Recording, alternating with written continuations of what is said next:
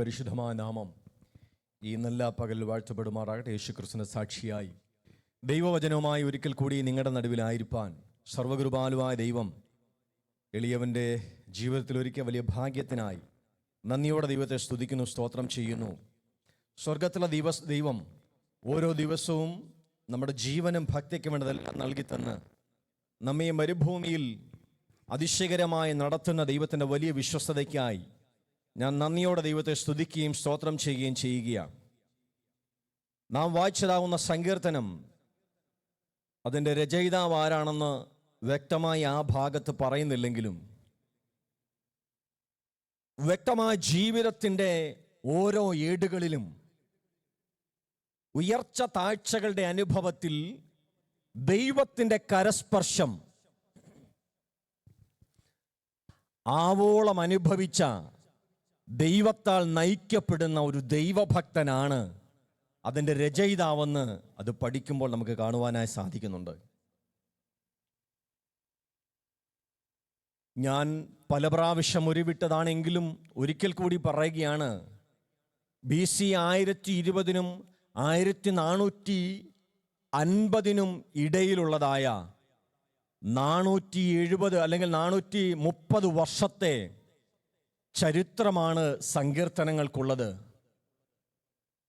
ജീവസ്പർശിയായ ഹൃദയം നൊന്തിരിക്കുമ്പോൾ, വേദനപ്പെട്ടിരിക്കുമ്പോൾ ദൈവം നമ്മോട് പലപ്പോഴും ഹൃദയമായി സംസാരിച്ചിട്ടുള്ള ഭാഗങ്ങളൊക്കെ ഈ സങ്കീർത്തനത്തിൽ ഈടുറ്റ വാക്യങ്ങളാണെന്ന് നാം മറന്നു പോകല്ല്.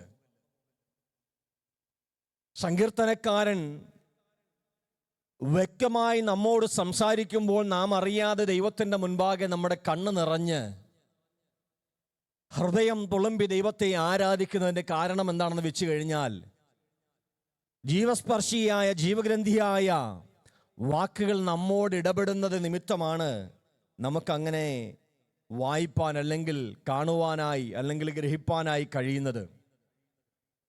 വേദനകളും പ്രയാസങ്ങളും പരിശോധനകളും കഷ്ടതകളും കണ്ണുനീരുകളും ഒക്കെ മാറ്റുവാൻ കഴിവുള്ളതായ സർവകൃപാലുവായൊരു ദൈവത്തെയാണ് നാം ഈ ഭൂമിയിൽ സേവിക്കുന്നുള്ള കാര്യം ഒരിക്കലും മറന്നുപോകല്ല്. താൻ മാത്രം അമർത്യതയുള്ളവനായ ജീവനുള്ളവനായ സർവകൃപാലുവാവുന്ന സർവശക്തനായ പൊന്നുകർത്താവിനെയാണ് നമ്മൾ ആരാധിക്കുന്നത്. കഴിഞ്ഞ ഞായറാഴ്ച നാം ഇവിടെ അനുഗ്രഹിക്കപ്പെട്ട ഒരു ആരാധന കൂടി നമ്മുടെ കൂടാരങ്ങളിലേക്ക് കടന്നുപോയി. ദിനചര്യകളിലെല്ലാം ഓരോ ദിവസത്തെയും കാര്യങ്ങൾ നടന്നുപോയി. ജീവനും ഭക്തിക്കും വേണ്ടതെല്ലാം സ്വർഗത്തിലെ ദൈവം നമുക്ക് ദാനമായി നൽകിത്തന്നു. അതെല്ലാം സന്തോഷത്തോടെ നാം അനുഭവിച്ചു. ദൈവത്തെ മറക്കാതെ, ദൈവം ചെയ്ത ഉപകാരങ്ങൾ മറക്കാതെ നന്ദിയുള്ള ഹൃദയത്തോടെ ദൈവത്തിൻ്റെ മുൻപാകെ ആയിരിക്കാൻ സ്വർഗത്തിലെ ദൈവം നമ്മെ സഹായിച്ചു. എന്താണ് ആ വാക്കിൻ്റെ അർത്ഥമെന്നറിയാമോ? നടത്തിയ ദൈവത്തോടുള്ള നന്ദിയാണ് അതിൻ്റെ അർത്ഥം. എന്നെ നടത്തുവാൻ, എന്നെ സഹായിപ്പാൻ, എന്നെ പരിപാലിപ്പാൻ, ഈ ഭൂമിയിൽ എനിക്ക് വേണ്ടതെല്ലാം നൽകി തരുവാൻ കഴിയുന്നൊരു ദൈവത്തെയാണ് ഞാൻ സേവിക്കുന്നത്. ഞാൻ അവിശ്വസ്തനായപ്പോഴും വിശ്വസ്തനായൊരു ദൈവമാണ് എന്നെ നടത്തിയത്. ആ ദൈവത്തിൻ്റെ വിശ്വസ്തമായ ആ പാതയിലൂടെ ഇനിയും ഞാൻ എന്നെ തന്നെ സമർപ്പിച്ച് ജീവിക്കുന്നു എന്ന് പറയുവാൻ കർത്താവ് നമ്മെ ഇടയാക്കുമാറാകട്ടെ. നാം വായിച്ചതാണ് 107 സങ്കീർത്തനത്തിൻ്റെ 23, 24, 25 വേദഭാഗം. ഒരാൾക്ക് ശബ്ദമുയർത്തി വായിക്കാം.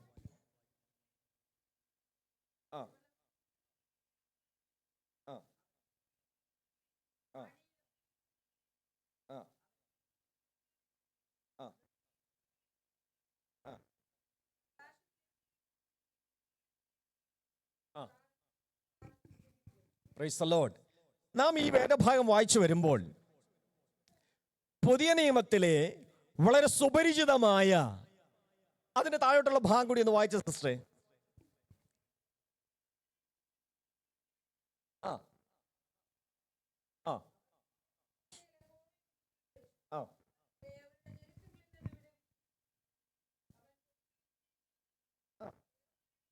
ആ ആ ആ പ്രൈസ് ദി ലോർഡ്. ഈ വേദഭാഗം നാം ഇങ്ങനെ താഴേക്ക് വായിച്ചു വരുമ്പോൾ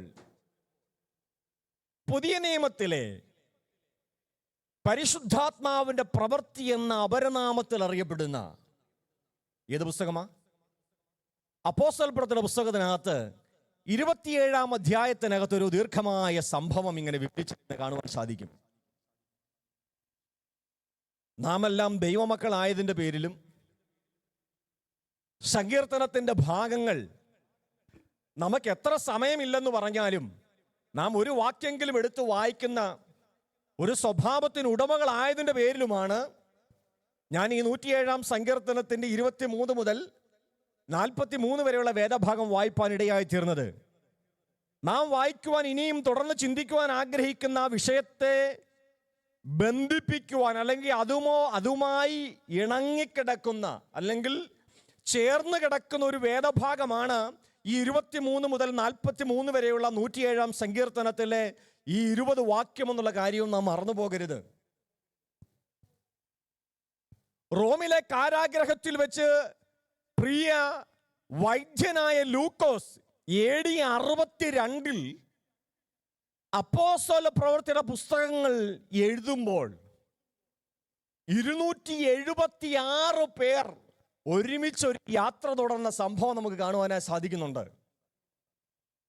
ഈ 276 പേർ കൈസരിയിൽ നിന്ന് യാത്ര തുടരുമ്പോൾ ഇതെങ്ങനെ പര്യവസാനിക്കുമെന്ന് ആർക്കും ഒരു പ്രതീക്ഷയില്ല.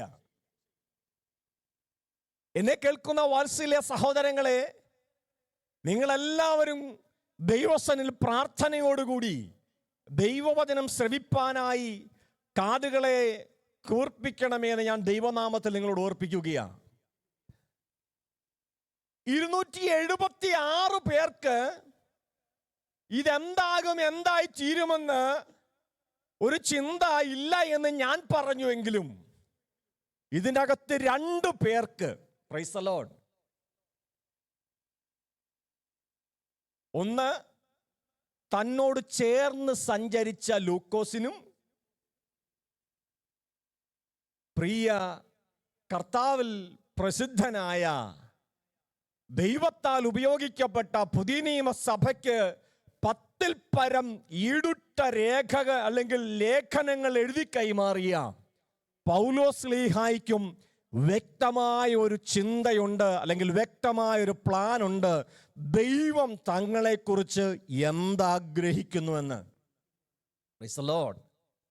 ഇതിനകത്ത് ഒന്നാമത്തെ ചിന്ത പ്രിയ ലൂക്കോസിനെ കുറിച്ച് ഞാൻ പറയുകയാണ്. തൻ്റെ ലക്ഷ്യം ഇതാണ്: ദൈവത്തോട് ചേർന്ന് അല്ലെങ്കിൽ ദൈവത്തിൻ്റെ വേലയിൽ വ്യാപൃതനായിരിക്കുന്ന ഒരു ദൈവഭക്തൻ കൈസറെ അഭയം ചൊല്ലിയതിൻ്റെ പേരിൽ അല്ലെങ്കിൽ കൈസറിന് അപ്പീൽ കൊടുത്തതിൻ്റെ പേരിൽ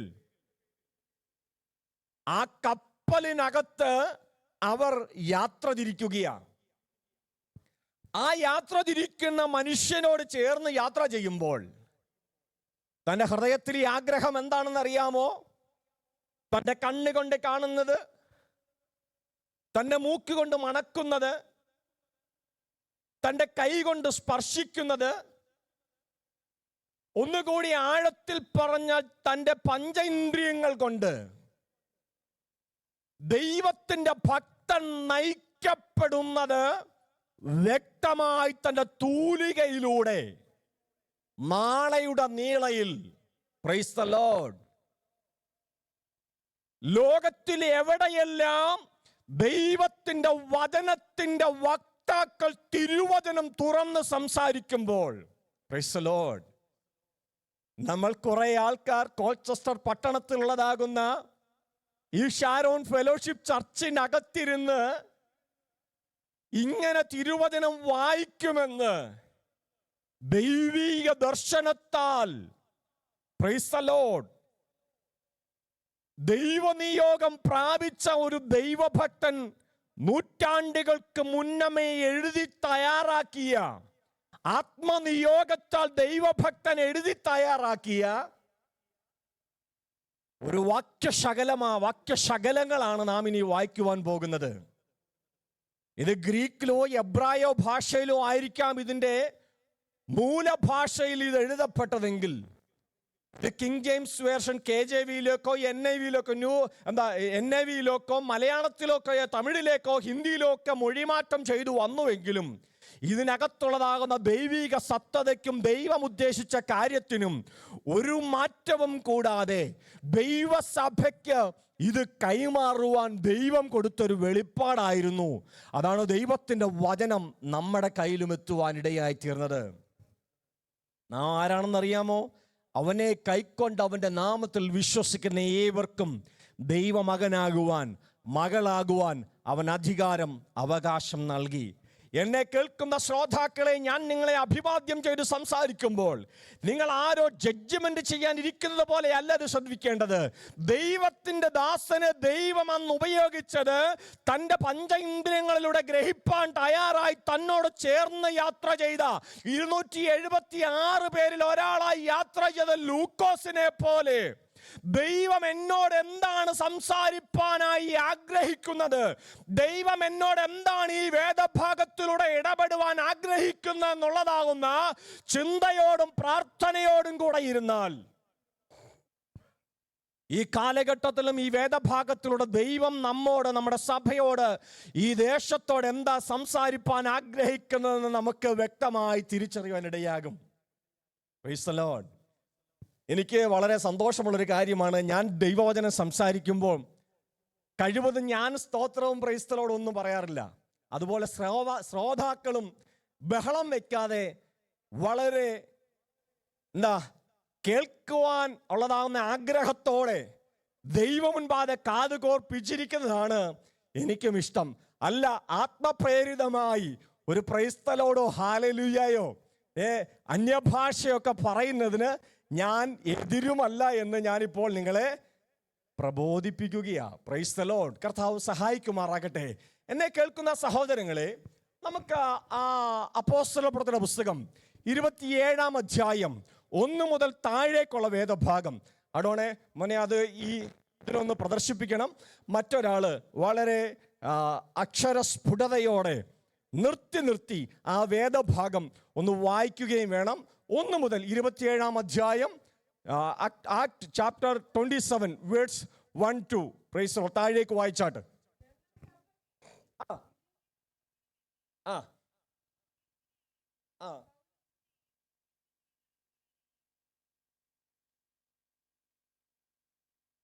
അഗസ്ത്യസ് പട്ടാളത്തിലെ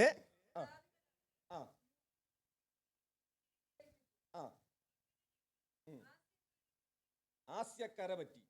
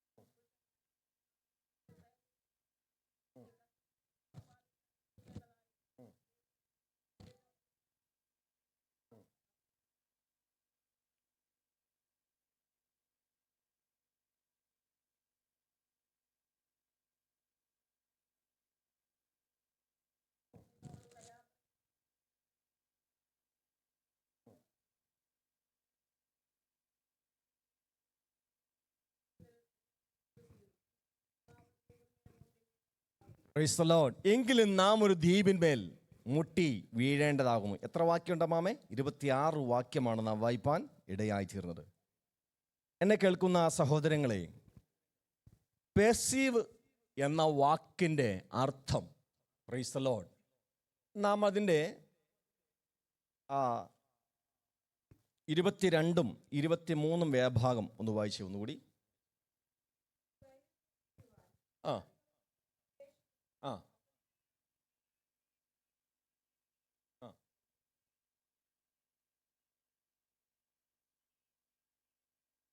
ആ ആ ആ ശ്രദ്ധിക്കൂ. ഞാൻ ഈ പെർസീവ് എന്ന ഇംഗ്ലീഷ് പദത്തിൻ്റെ സ്പിരിച്വൽ മീനിങ് ഞാനിങ്ങനൊന്ന് പരിശോധിച്ച് വന്നപ്പോൾ, ഇന്നത്തെ അത്യാധുനിക സംവിധാനങ്ങൾ ഉപയോഗിച്ച് അല്ലെങ്കിൽ ഗൂഗിളിൽ ഞാനിങ്ങനെ ചെക്ക് ചെയ്ത് വന്നപ്പോൾ എനിക്ക് കാണുവാൻ കഴിഞ്ഞത്, എക്സ്ട്രാ ഓർഡിനറി പർപ്പസിനായി ദൈവം ചില പ്രത്യേക കാര്യങ്ങൾ ചിലരെ ധരിപ്പിക്കാനിടയായി തീരും. Price the Lord. ഒന്നുകൂടി ഞാൻ പറഞ്ഞാൽ, അതിൻ്റെ 10ാം വാക്യം ഒന്ന് വായിച്ചേ. ആ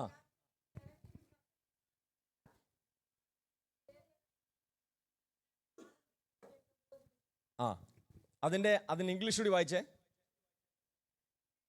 ആ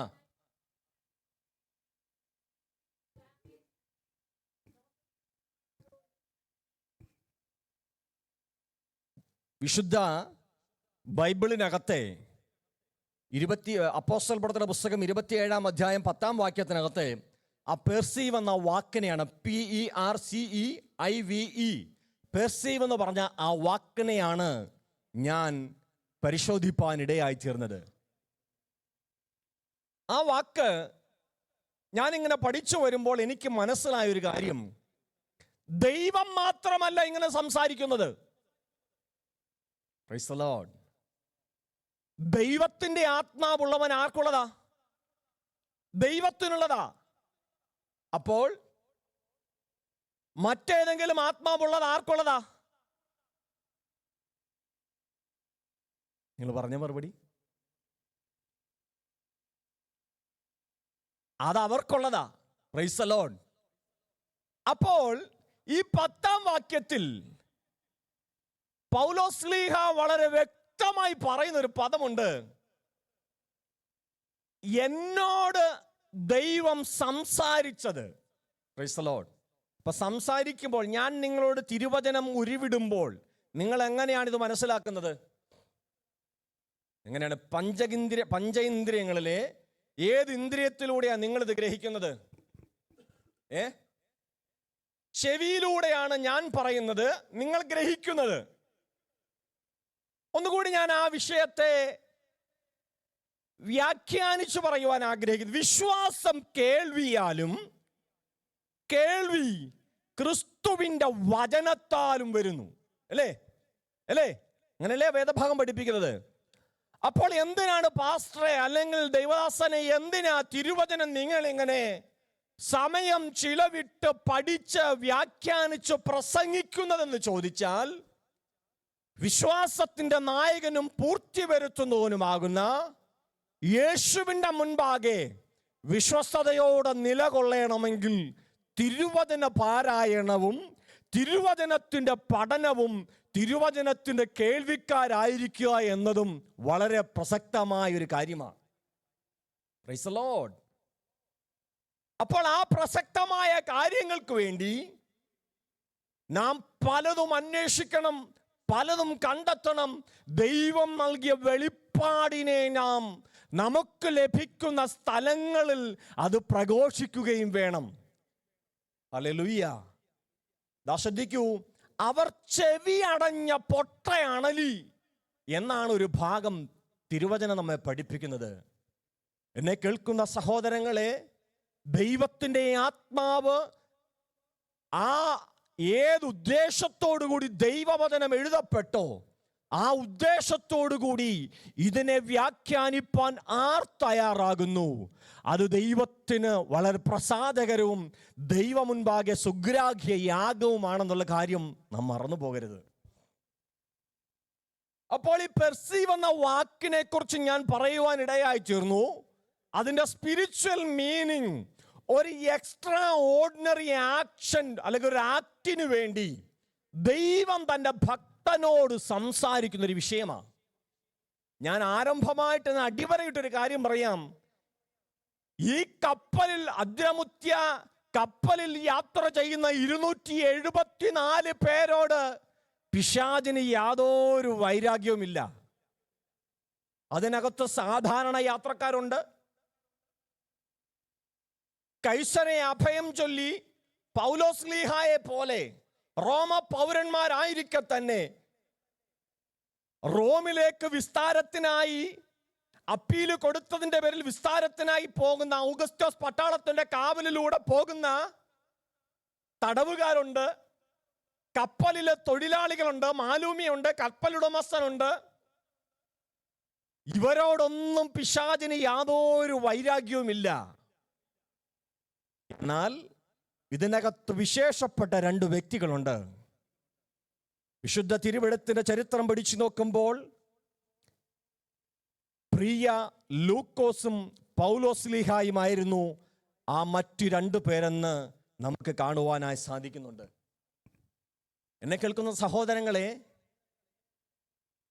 ഈ 2 പേരുടെ ജീവിതത്തിൽ ഇതുവരെ സംഭവിച്ചിട്ടില്ലാത്തതാകുന്ന തകിടം മറിച്ചിലുകളാണ് തുടർന്നുള്ള ദിനങ്ങളിൽ മുമ്പോട്ടുള്ള യാത്രയിൽ അവർക്ക് സംഭവിപ്പാനിടയായിത്തീരുന്നത്.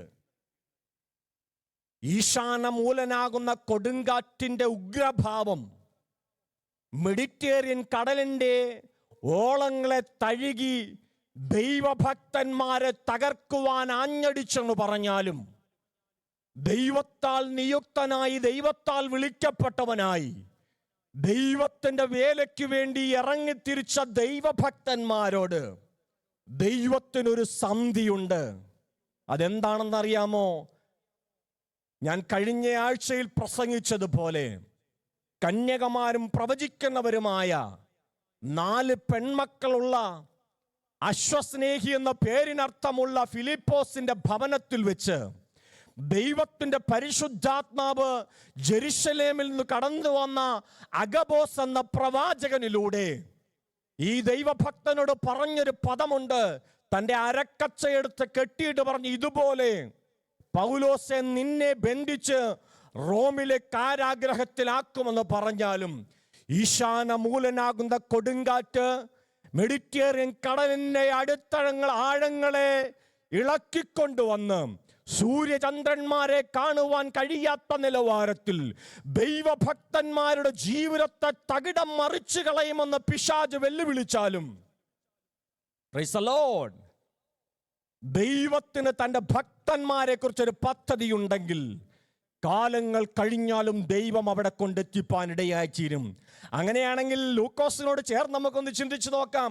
പുതിയ നിയമസഭയ്ക്ക് അപ്പോസ്തല പ്രവൃത്തിയുടെ പുസ്തകം എന്ന് പറഞ്ഞ ഈ 5-ാമത്തെ അല്ലെങ്കിൽ ഉൽപ്പത്തി പുസ്തകം മുതൽ നമ്മുടെ വെളിപ്പാട് പുസ്തകം വരെയുള്ളതാകുന്ന ഈ പുസ്തകത്തിനകത്ത് അവസാനത്തെ 27 പുസ്തകത്തിലെ 5-ാമത്തെ പുസ്തകമാകുന്ന അപ്പോസ്തല പ്രവൃത്തിയുടെ പുസ്തകം പുതിയ നിയമസഭയ്ക്ക് വീരോചിതമായി തന്റെ കൈകളാൽ രചിക്കപ്പെട്ട് നമുക്ക് കൈമാറി ലഭിക്കണമെങ്കിൽ മെഡിറ്ററേനിയൻ കടലിന്റെ ആഴങ്ങളിൽ ആ കപ്പൽ തകരുമ്പോൾ ലൂക്കോസെ നീയും മരണപ്പെട്ടു പോകുവാൻ പിശാച് എത്രത്തോളം വെല്ലുവിളിച്ചെന്ന് പറഞ്ഞാലും ദൈവത്താൽ നയിക്കുന്ന നിന്നെ, ദൈവനിയോഗത്താൽ സഞ്ചരിക്കുന്ന നിന്നെ നശിപ്പിച്ചു കളയുവാൻ പിശാചിന് ദൈവം അനുവാദം കൊടുക്കുകയില്ല.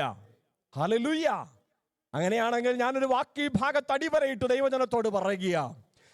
കേരളത്തിന്റെ തീരദേശങ്ങളിൽ, കേരളത്തിന്റെ ആ ഭൂപ്രദേശങ്ങളിൽ എവിടെയെങ്കിലും വ്യത്യസ്തരാകുന്ന മാതാപിതാക്കളാൽ വ്യത്യസ്തമാകുന്ന കുടുംബത്തിൽ ജനിച്ചു വളർത്തപ്പെട്ടവരാ ഞാനും നിങ്ങളും.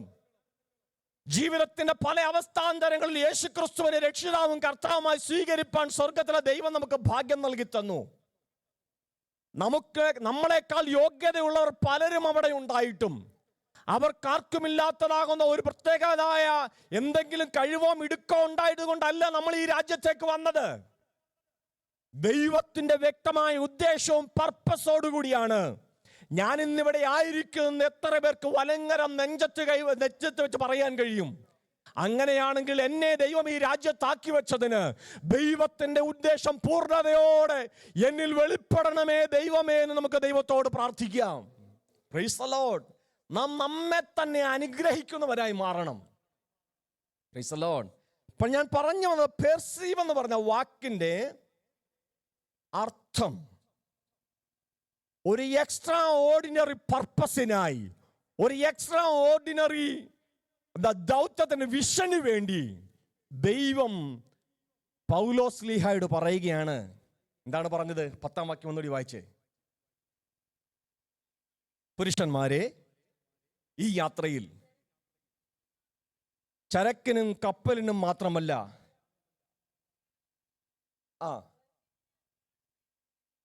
ഞാൻ കാണുന്നു എന്നവരെ പ്രബോധിപ്പിച്ചു. അവര് പഞ്ചേന്ദ്രിയങ്ങളിൽ ഒന്നായ ചെവി കൊണ്ട് ഗ്രഹിക്കുമ്പോൾ പൗലോസ് ലീഹ ഇത് കണ്ടു എന്നാ പറയുന്നത്. അങ്ങനെയാണെങ്കിൽ താൻ ദർശനത്തിലൂടെയോ വെളിപ്പാടിലൂടെയോ താൻ ഇത് കണ്ടു കാണാം, അല്ലേ? അങ്ങനെയല്ലേ വേദഭാഗം നമ്മളെ പഠിപ്പിക്കുന്നത്. ഞാൻ ഇതിനെക്കുറിച്ച് ഒന്നുകൂടി വിശുദ്ധ തിരുവെഴുത്തിനെ ആസ്പദമാക്കി പരതി നോക്കിയപ്പോൾ പഞ്ചേന്ദ്രിയങ്ങളാകുന്ന നമ്മുടെ ഈ ഇന്ദ്രിയങ്ങളിലൂടെ എല്ലാം സംസാരിപ്പാൻ ദൈവത്തിന് കഴിയും. എനിക്ക് തോന്നുന്നു ഞാൻ കഴിഞ്ഞ ദിവസങ്ങൾ ആരോടോ ഒക്കെ ചിലരോട് സംസാരിച്ചിട്ടുണ്ട്. ദൈവത്തിൻ്റെ പരിശുദ്ധി ആത്മാവിൻ്റെ സാന്നിധ്യത്തെ നാം തിരിച്ചറിയുവാൻ പഠിക്കണം. Price the Lord. 2-3 പേരുടെ നാമത്തിൽ കൂടി വരുന്നുണ്ട് നടുവിൽ വാഗ്ദത്ത പ്രകാരം കടന്നു വരാമെന്ന് അരുളി ചെയ്ത അരുമനാഥനാകുന്ന യേശു കർത്താവിന്റെ സാന്നിധ്യം നമ്മുടെ നടുവിലുണ്ട്. അത് നമുക്ക് വ്യക്തമായിട്ട് അറിയാം. എന്നാൽ പരിശുദ്ധാത്മാവിന്റെ സാന്നിധ്യത്തെ നമ്മുടെ അക്ഷരികമായ കണ്ണുകൾ കൊണ്ട് കാണാൻ കഴിയണം. രണ്ടാമതായി നമ്മുടെ ശരീരം കൊണ്ട് അതിനെ തിരിച്ചറിയുവാൻ കഴിയണം. മൂന്നാമതായി നമ്മുടെ ചെവി കൊണ്ട് അവൻ സംസാരിക്കുന്ന മനസ്സിലാക്കാൻ കഴിയണം. നാലാമതായി നമ്മുടെ കണ്ണുകൾ കൊണ്ട്, കാലുകൾ കൊണ്ട്, കൈകൾ കൊണ്ട്, അല്ലെങ്കിൽ നമ്മുടെ ഹൃദയം കൊണ്ട് ഈ സാന്നിധ്യം തിരിച്ചറിയാൻ കഴിയണം. അതായത് നാം ഈ സാന്നിധ്യത്തെ സെൻസ് ചെയ്യാൻ മനസ്സിലാക്കണം, അല്ലെങ്കിൽ സെൻസ് ചെയ്യണമെന്നാണ് ഞാൻ പറഞ്ഞതിന്റെ അർത്ഥം. നമ്മളിൽ ഭൂരിപക്ഷം ആൾക്കാരും മെഡിക്കൽ പ്രൊഫഷനിൽ വർക്ക് ചെയ്യുന്നത് കൊണ്ട് ഞാൻ പറയുകയാണ്. ഒരു ഹോസ്പിറ്റലിൽ ഒരു രോഗി വന്നാൽ പനിയാണെന്ന് പറഞ്ഞാൽ ആദ്യം ഡോക്ടർ സ്റ്റെത്തെടുത്ത് തൻ്റെ ചെസ്റ്റിലേക്കും ബാക്കിലൊക്കെ വെച്ച് നോക്കി ഹാർട്ട് ബീറ്റ് നോക്കും, അല്ലേ? അതുപോലെ തന്നെ ചൂട് നോക്കും. ഇതെന്താ മനസ്സിലാക്കുന്ന അറിയാമോ? പണ്ടൊക്കെ എനിക്കറിയാം, നാട്ടിലൊക്കെ നമ്മൾ ഹോസ്പിറ്റലിൽ ചെല്ലുമ്പോൾ വളരെ വാത്സല്യമുള്ള ഡോക്ടേഴ്സ് ആദ്യം നമ്മുടെ തലയിലേക്ക് ഇങ്ങനെ കൈവച്ച് നോക്കും, നമ്മുടെ ചെള്ളൊക്കെ ഒന്ന് പിടിച്ചു നോക്കും, നമ്മുടെ ഈ തൊണ്ടയുടെ ഈ ഭാഗത്തൊന്ന് പിടിച്ചു നോക്കും, എന്നിട്ട് തോള കുഴപ്പമില്ല മക്കളെ, അല്ലേ? അങ്ങനെയല്ലായിരുന്നോ പണ്ടൊക്കെ? കാലം പുരോഗമിച്ചു വന്നപ്പോൾ ശ്വസനത്തിലൂടെയോ സംസാരത്തിലൂടെയോ സ്പർശനത്തിലൂടെയോ ബാക്ടീരിയ പകരുമെന്നുള്ളതാകുന്ന കണ്ടുപിടുത്തവും പഠിപ്പിക്കലും വന്നതിന് ശേഷം അത്യാധുനിക ഉപകരണങ്ങൾ അന്നുമുണ്ട്. ആ കാലഘട്ടം അനുസരിച്ച് വിസ്തൃതപ്പെടുത്തിയതാകുന്ന ഉപയോഗത്തിനുള്ളതാകുന്ന ഇതൊക്കെ ഉണ്ടെങ്കിലും സ്നേഹത്തിന്റെ ഒരു തലോടൽ എന്ന നിലയിൽ, അതല്ലേ ചിലർ ഹോസ്പിറ്റലിൽ ചെല്ലും പറയുന്നേ, മരുന്നൊന്നും കഴിച്ചില്ലെങ്കിലും ആ ഡോക്ടറെ കണ്ടു കഴിയുമ്പോൾ തന്നെ ഒരാശ്വാസമാണ്. Price the Lord. അല്ലേ? പനിയാണെന്നും പറഞ്ഞ് ആശുപത്രിയിൽ പപ്പായുടെയോ മമ്മിയുടെയോ ഒക്കെ കൂടെ നമ്മൾ ഹോസ്പിറ്റലിൽ ചെന്നിട്ട് ഇങ്ങോട്ട് ഇറങ്ങി വരുമ്പോൾ മിക്കവാറുമുള്ള എല്ലാ ഹോസ്പിറ്റലിന്റെയും ഫ്രണ്ടിൽ ഒരു ചായക്കട ഉണ്ടാകും, അല്ലേ? ഈ ചായക്കടയ്ക്കകത്ത് എല്ലാ ഹോസ്പിറ്റലിന്റെ ഫ്രണ്ടുകളിൽ അന്ന് ആ കാലഘട്ടത്തിൽ ബണ്ണും ഉണ്ടായിരിക്കും, അല്ലേ? ഒരു ബണ്ണും ഒരു പാലും വെള്ളവും കഴിച്ചു കഴിയുമ്പോൾ മരുന്ന് കഴിച്ചില്ലേലും അസുഖം മാറും. Price the Lord. ഞാൻ എന്തിനീ ഭാഗം പറഞ്ഞു എന്ന് പറഞ്ഞാൽ, അപ്പോൾ ആ രോഗിയുടെ രോഗത്തെ ആ ഡോക്ടർ സെൻസ് ചെയ്തിട്ട് അല്ലെങ്കിൽ മനസ്സിലാക്കിയിട്ടാണ് തനിക്ക് വേണ്ട ട്രീറ്റ്മെന്റ് കൊടുക്കുന്നത്.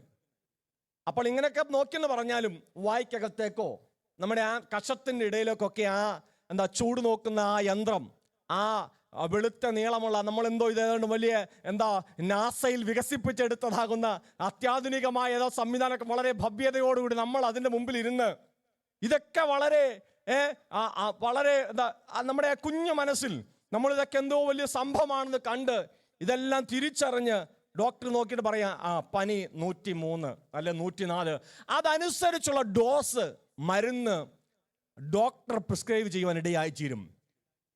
നിങ്ങൾ വളരെ സന്തോഷത്തോടു കൂടി ചില നിമിഷങ്ങൾ നിങ്ങൾ സന്തോഷിച്ചിരിച്ചു അല്ലേ? ഞാൻ പറയട്ടെ, ഇന്ന് രാവിലെ നാം 10 മണി കഴിഞ്ഞപ്പോൾ ഇവിടെ ആരാധന പ്രാർത്ഥിച്ചു തുടങ്ങുവാൻ ഇടയായി ചേർന്നു. യേശുക്രിസ്തുവിനെ മരിച്ചവരുടെ ഇടയിൽ നിന്ന് ഉയർപ്പിച്ച പുനരുദ്ധാനത്തിന്റെ ആത്മാവാകുന്ന യേശുക്രിസ്തുവിന്റെ ഒരു വാക്ക്, അല്ലെങ്കിൽ യേശുക്രിസ്തുവിനെ മരിച്ചവരിൽ നിന്ന് ഉയർപ്പിച്ച പുനരുദ്ധാനത്തിന്റെ ആത്മാവാകുന്ന പരിശുദ്ധാത്മാവിന്റെ ഒരു സ്പർശനം, ഒരു നോട്ടം, ഒരു സാന്നിധ്യം നിങ്ങളുടെ കണ്ണുകൾ കൊണ്ടോ നിന്റെ ത്വക്ക് കൊണ്ടോ തിരിച്ചറിയുവാൻ കഴിഞ്ഞോ എന്നുള്ളതാണ് എൻ്റെ ചോദ്യം. നിങ്ങളത് തിരിച്ചറിഞ്ഞില്ലെങ്കിൽ മടങ്ങി വരിക. എൻ്റെ നാമം വിളിക്കപ്പെട്ട എൻ്റെ ജനം തങ്ങളെ തന്നെ താഴ്ത്തിയാൽ ഞാൻ അവരുടെ ദേശത്തിന് സ്വസ്ഥതയും സമാധാനവും വരുത്തുമെന്ന് വിശുദ്ധ തിരുവെഴുത്ത് നമ്മെ പഠിപ്പിക്കുന്നു. അപ്പോൾ എക്സ്ട്രാ ഓർഡിനറി ആക്ടിനായി, എക്സ്ട്രാ ഓർഡിനറി പർപ്പസിനായി, ഒന്നുകൂടി പറഞ്ഞാൽ അസാധാരണമായ ഒരു പ്രവൃത്തിക്ക് വേണ്ടി ദൈവം ഒരു ഭക്തനെ ആ യാത്രയിൽ വാർത്തെടുക്കുകയാണ്. Price the Lord. അതുകൊണ്ടാണ് തന്നെ ജീവിതത്തിൻ്റെ പല അവസ്ഥകൾ കഴിഞ്ഞു പോകുമ്പോൾ താൻ ഉരുവിടുന്നൊരു പദമുണ്ട്, കരയിലുള്ള ആപത്ത്, കടലിലുള്ള ആപത്ത്, കൂട്ട സഹോദരന്മാരാലുള്ള ആപത്ത് എന്നൊക്കെ പൗലോസ്ലീഹ വെറുതെ 1-2 കമ്പിവാചകങ്ങളിൽ അത് പറഞ്ഞു വിടുമ്പോൾ ചിലർ വിചാരിക്കും ഏതോ നിസ്സാരമായ കാര്യങ്ങളാണെന്ന്. ദശാബ്ദങ്ങൾ താൻ അനുഭവിച്ച, ദിവസങ്ങൾ, ആഴ്ചകൾ താൻ സൂര്യചന്ദ്രന്മാരെ കാണാൻ കഴിയാതെ അനുഭവിച്ച, കരയിലും കടലിലും ഒക്കെ താൻ അനുഭവിച്ച പലവിധമാകുന്ന തൻ്റെ 1ാം മിഷണറി യാത്ര, 2ാം മിഷണറി യാത്ര, തൻ്റെ 3ാം മിഷണറി യാത്ര, റോമിലേക്കുള്ള യാത്രകളിലൊക്കെ താൻ ജീവിതത്തിൽ ദൈവത്തിന് സാന്നിധ്യം സെൻസ് ചെയ്തറിഞ്ഞത്, താൻ അനുഭവിച്ചറിഞ്ഞതാകുന്ന അവസ്ഥകളാണ് ലേഖനങ്ങളിലൂടെ നമ്മുടെ കരങ്ങളിൽ ലഭിക്കപ്പെട്ടത്. അങ്ങനെയാണെങ്കിൽ എന്നെ കേൾക്കുന്ന സഹോദരങ്ങളെ, ഞാനൊരു വാക്ക് ചോദിക്കട്ടെ. ഈ ദൈവഭക്തനാകുന്ന മനുഷ്യനിൽ ദൈവം വന്ന് സംസാരിച്ചെങ്കിൽ 2024 നവംബർ മാസം 17-ാം തീയതി ഈ ഞായറാഴ്ച രാവിലെ ദൈവത്തിൻ്റെ ആത്മാവ് എന്നോടും നിങ്ങളോട് സംസാരിക്കുമോ ഇല്ലയോ എന്നാണ് എൻ്റെ ചോദ്യം. അന്ന് സംസാരിച്ച ദൈവത്തിൻ്റെ വാ അടഞ്ഞു പോയിട്ടില്ല. അന്ന് പ്രവർത്തിച്ച ദൈവത്തിൻ്റെ കരം കുറിയിട്ടില്ല. അതാണ് യെശയ്യാ പ്രവാചകന്റെ പുസ്തകം 59:1-2 ഇങ്ങനെ വായിക്കുന്നു: രക്ഷിപ്പാൻ കഴിയാതെ വണ്ണം യഹോവയുടെ കൈ കുറുകിയിട്ടില്ല, കേൾപ്പാൻ കഴിയാതെ വണ്ണം അവരുടെ ചെവി മന്ദമായിട്ടില്ല. നിങ്ങളുടെ അകൃത്യങ്ങൾ അത്രയും നിങ്ങളെ നിങ്ങളുടെ ദൈവത്തെ തമ്മിൽ ഭിന്നിപ്പിച്ചിരിക്കുന്നത്. അപ്പോൾ ദൈവത്തിന്റെ പ്രവൃത്തി അന്നത്തെ പോലെ തന്നെ ഇന്നും പ്രവർത്തിപ്പാൻ ശക്തമായ ഒരു കരമാണെന്നുള്ള കാര്യം നാം മറന്നു പോകരുത്. ശ്രദ്ധിക്കൂ സഹോദരങ്ങളെ, ഈ കപ്പൽ യാത്ര തുടങ്ങിയത്, അടോണേ മോനെ ഞാൻ തന്ന മാപ്പ് ഒന്നിട്ടേക്കളെ. Praise the Lord, hallelujah. ശ്രദ്ധിക്കൂ ദൈവത്തിന്റെ ജനമേ, ചെറുതാക്ക് മോനെ, ചെറുതാക്ക്. ഹല്ലേലൂയ. ജെറുസലേമിൽ നിന്നാണ് അന്തിപത്രിസ്, കൈസരിയ, പത്ലമൈസ്, സീദോൻ, സൈപ്രസ്, കുപ്രോസ്, അന്ത്യോക്യ, പത്താര, മുറ, രേദോസ്, സൽമന, ശുഭതുറമുഖം, ക്രേത്ത, ക്ലൗദ, ഫെയ്നിസ്, മെലീത്ത, സുറുക്കോസ്, സിസിലി, റഗ്യൻ, കപ്പുവ, വെസ്ലൂവീസ്, പത്തലി, അപ്പൂരിയ, ത്രിമണ്ഡപം, റോമ. ഇതാണ് ഇവിടെ നിന്ന് ആരംഭിച്ച്, അതായത് കൈസരിയിൽ നിന്ന് ആരംഭിച്ച് യാത്ര ചെയ്ത് ഇവരിങ്ങനെ സഞ്ചരിച്ചാണ് എവിടെ എത്തേണ്ടത്? റോമിലെ കാരാഗ്രഹത്തിലെത്തേണ്ടത്. 276 പേരും. ഞാൻ എന്തിനാണ് നിങ്ങളോട് ഈ വേദഭാഗം ഇങ്ങനെ മാപ്പിട്ട് കാണിക്കുന്നത് ചോദിച്ചാൽ, നമ്മുടെ ജീവിതത്തിൽ ഒരിക്കലും മറന്നു പോകരുത്. നമ്മുടെ ബൈബിളിനകത്ത് ഈ സംഭവത്തിനകത്ത് ആരുടെയും ഫോൺ നമ്പർ എഴുതി വെക്കുക. സൺഡേ സ്കൂൾ പഠിക്കുമ്പോൾ കുഞ്ഞുങ്ങൾ ഇതിനെ ഒന്നുകൂടെ ഒന്ന് വിസ്താരപ്പെടുത്തി കളറാക്കി വെക്കുക. ഇതൊക്കെയാണ് ബൈബിളിനകത്ത്. ഇതെന്നായിരുന്നു നമ്മുടെ ചിന്താഗതി. ഇതൊന്നും അല്ല. ദൈവഭക്തന്മാർ യാത്രയിൽ അനുഭവിച്ച കഷ്ടങ്ങൾ, വേദനകൾ എവിടെയൊക്കെ വെച്ചാണെന്നുള്ള കാര്യം നാം മറന്നുപോകല്ല്. ഈ ഭാഗം പറയുമ്പോൾ വളരെ പ്രസിദ്ധമായ, വളരെ പ്രസക്തമായ, കാലിക പ്രസക്തിയുള്ള ഒരു വാക്കുകൂടി ഞാൻ അവിടെ ചേർക്കുവാൻ ആഗ്രഹിക്കുന്നു. പ്രസംഗികളുടെ പ്രഭുവെന്ന് ക്രൈസ്തവ ലോകം വാഴ്ത്തിപ്പാടുന്ന, അല്ലെങ്കിൽ ക്രൈസ്തവ ലോകം അംഗീകരിക്കുന്ന സ്പർജൻ എന്ന് പറഞ്ഞ ആ ദൈവഭക്തൻ തൻ്റെ പ്രേക്ഷിത ദൗത്യം ചെയ്തൊരു ദേശമാണ് കോൾച്ചസ്റ്റർ പട്ടണം. നാം ദൈവത്തിൻ്റെ ആത്മാവിൻ്റെ നിയോഗത്തിനായി സമർപ്പിക്കപ്പെട്ട് കൊടുത്താൽ ഈ കാലഘട്ടത്തിൻ്റെ അഭിഷേകത്തിൻ്റെ ദൂത് ദൈവം നമ്മുടെ ഓരോരുത്തരുടെയും കരങ്ങൾ നൽകി തരുവാൻ ഇടയായി തീരും. എത്ര പേരത് വിശ്വസിക്കുന്നുണ്ട്? എത്ര പേർ അതിനായി തങ്ങളെ തന്നെ സമർപ്പിക്കുന്നുണ്ട്? ദൈവമേ, എനിക്ക് നീ നൽകിയിട്ടുള്ള അഭിഷേകം, ദൈവമേ നീ എനിക്ക് നൽകിയിട്ടുള്ളതാവുന്ന ദൈവത്തിൻ്റെ ശക്തിയുടെ വചനത്തിൻ്റെ ശുശ്രൂഷ, അത് ദൈവം എനിക്ക് നൽകി തരുന്നത് ഏത് രാത്രിയുടെ യാമങ്ങളിലാണേലും എന്നോട് സംസാരിച്ചാൽ എഴുന്നേറ്റ് അങ്ങയുടെ മുൻപാകെ അതിനുവേണ്ടി എന്നെ തന്നെ സമർപ്പിപ്പാൻ ഞാൻ തയ്യാറാണെന്ന് എത്ര പേർക്ക് അംഗീകരിപ്പാൻ കഴിയും? Price the Lord. ശ്രദ്ധിക്കൂ ദൈവത്തിന്റെ ജനമേ, സേർ സീദോൻ, കൈസരിയ എന്ന ഈ സ്ഥലത്തെത്തുന്നതിന് മുന്നമേ ആസ്യയിൽ വെച്ചായിരുന്നു, അല്ലെങ്കിൽ ജെറുസലേമിൽ വെച്ചായിരുന്നു നമ്മുടെ പൗലോസ്ലീഹായെ തടവിലാക്കുവാൻ ഇടയായിത്തീർന്നത്. ഞാൻ ആ ഭാഗം ഒന്നുകൂടി നിങ്ങളോട് പറയുവാൻ ആഗ്രഹിക്കുന്നു. അഗ്രിപ്പ രാജാവ്, അതുപോലെ തന്നെ ഫെസ്തോസ് എന്നിത്യാദി ആൾക്കാരുടെയൊക്കെ മുൻപാകെ, അല്ലേ, സന്നിധി സംഘത്തിൻ്റെ മുമ്പിൽ, അതുപോലെ തന്നെ പരീക്ഷ സംഘത്തിൻ്റെ മുൻപിൽ, എന്നിത്യാദി ആൾക്കാരുടെയൊക്കെ മുൻപിൽ ഇങ്ങനെ പൗലോസ്ലീഹായെ വിളിച്ച് ഫെലിക്സിൻ്റെ മുൻപിൽ, അതുപോലെ തന്നെ നമ്മുടെ വചനം പഠിക്കുമ്പോൾ കാണുവാൻ സാധിക്കുന്നത് ബെർണിക്ക എന്നിത്യാദി ആൾക്കാരുടെയൊക്കെ മുൻപിൽ ഒരു കോമാളിയെ പോലെ കൊണ്ടു നിർത്തി ഒരു ദൈവഭക്തനെ വിചാരണ ചെയ്യുവാൻ, താൻ പ്രസംഗിക്കുന്നത് എന്താണെന്നൊക്കെ കേൾക്കുവാൻ വേണ്ടി ആ റോമ ഗവൺമെന്റിന്റെ അധികാരം ദുർവിനിയോഗം ചെയ്ത ഈ സംഘത്തിന്റെ എല്ലാം മുൻപിൽ അവൻ പറഞ്ഞൊരു കാര്യം, ഞാൻ റോമിൽ കൈസരെ അഭയം ചൊല്ലുകയാ. പൗലോസ്ലീഹ പറഞ്ഞു. നിങ്ങൾക്കറിയാമോ, ദേവാലയം തീണ്ടി ഒരു ദൈവദൂതനോട് സംസാരിച്ചു എന്നിത്യാദി കാര്യങ്ങൾ പറഞ്ഞപ്പോൾ സന്നിധി സംഘത്തിനകത്ത് പരീക്ഷന്മാരും സാധൂക്യരും എന്ന് പറഞ്ഞ രണ്ട് ഗ്രൂപ്പ് ഉണ്ടായിരുന്നു. ഇവർ തമ്മിൽ കലശലായ ഷണ്ഡയിട്ട് കഴിഞ്ഞപ്പോൾ പൗലോസ്ലീഹയുടെ അടുക്കൽ ചോദ്യം, അവന്റെ ചെകിട്ടത്തടിക്കാൻ പറയുമ്പോൾ നീ വെള്ള തേച്ച ശവക്കല്ലറ എന്ന് മഹാപുരോഹിതനെ വിളിച്ചതായി നാം ഈ വേഗഭാഗം പഠിക്കുമ്പോൾ കാണുവാൻ സാധിക്കുന്നുണ്ട്. അങ്ങനെയാണെങ്കിൽ അവൻ പറഞ്ഞു, ഞാൻ മഹാപുരോഹിതനാണെന്ന് മറ്റുള്ള പറയാ, നീ മഹാപുരോഹിതനാണെന്ന് ഞാൻ അറിഞ്ഞിരുന്നില്ല എന്ന് വെച്ചാൽ പഴയ നിയമത്തിന്റെ വെളിപ്പാടിനെ ആസ്പദമാക്കി നാം പരിശോധിച്ച് നോക്കിയാൽ മഹാപുരോഹിതനാകുന്ന വ്യക്തി ഒരു ന്യായവിസ്താരത്തിനോ തൻ്റെതാകുന്ന കൂടിവരം, അല്ലെങ്കിൽ തൻ്റെതല്ലാത്തതാകുന്ന വ്യക്തിപരമല്ലാത്തതാകുന്ന ഔദ്യോഗികമായ കൂടിവരവിന് കടന്നു വരുമ്പോൾ ഔദ്യോഗികമാകുന്ന വസ്ത്രങ്ങൾ ധരിച്ചുകൊണ്ട് വരേണ്ടതാകുന്ന കാര്യമുണ്ട്. Price the Lord. സന്നിധി സംഘത്തിനെ പൗലോസ്ലീഹ സഹോദരന്മാരെ എന്ന് അഭിസംബോധന ചെയ്തതിന്റെ കാരണം അറിയാമോ? എല്ലാവരും സന്നിധി സംഘത്തിനെ ബഹുമാനാർത്ഥം വിളിക്കേണ്ട സ്ഥലത്ത് പൗലോസ്ലീഹ സന്നിധി സംഘത്തിനെ സാകയാൽ സഹോദരന്മാരെ എന്ന് വിളിച്ചതിന്റെ കാരണം താനും സന്നിധി സംഘത്തിലെ അംഗമായിരുന്നു. അതുകൊണ്ടാ. Price the Lord. എന്നെ കേൾക്കുന്ന സഹോദരങ്ങളെ, ആസ്യയിൽ നിന്ന് ഈ പൗലോസ്ലീഹായെ യെരൂശലേമിൽ വെച്ച് പിടിച്ച് കൈസരിയിൽ എത്തിക്കുന്നതിന് 96 കിലോമീറ്റർ ഡിസ്റ്റൻസ് ഉണ്ട്. യെരൂശലേമിൽ നിന്ന് കൈസരിയിൽ പൗലോസ്ലീഹയെ എത്തിക്കാൻ കാരണമുണ്ട്. ഈ മനുഷ്യനെ കൊന്നിട്ടല്ലാതെ ഞാൻ ഭക്ഷണം കഴിക്കുകയില്ല എന്ന് പറഞ്ഞ്, പ്രൈസ് ദി ലോർഡ്, ചിലര് കഠിന ശപഥമൊക്കെ ചെയ്യുവാൻ ഇടയായി തീർന്നു. അവരുടെ ശപഥം എന്തായി തീർന്നു നമുക്കറിയത്തില്ല. ഈ മാർഗത്തെ മുടിച്ചു കളയുമെന്ന് പറഞ്ഞ് ഇതുപോലെ ശപഥം ചെയ്ത പലരെയും നമുക്കറിയാം. അവരെല്ലാം അവസാനം ഈ മാർഗത്തിന്റെ ചുമതലക്കാരും ചുമക്കുന്നവരുമായെന്നുള്ള സത്യം കാലം നമ്മെ പഠിപ്പിക്കുന്ന ഒരു പ്രബോധനത്തിന്റെ വാക്കുകളാണ്. അങ്ങനെയാണെങ്കിൽ യെരൂശലേമിൽ നിന്ന് കൈസരിയിലേക്കുള്ള 96 കിലോമീറ്റർ 470 പടയാളികളെ ചേർത്ത് പ്രൈസ് ദി ലോർഡ്. പൗലോസ്ലീഹായെ കൊണ്ടെത്തിച്ചതിന്റെ കാരണം എന്താണെന്ന് അറിയാമോ?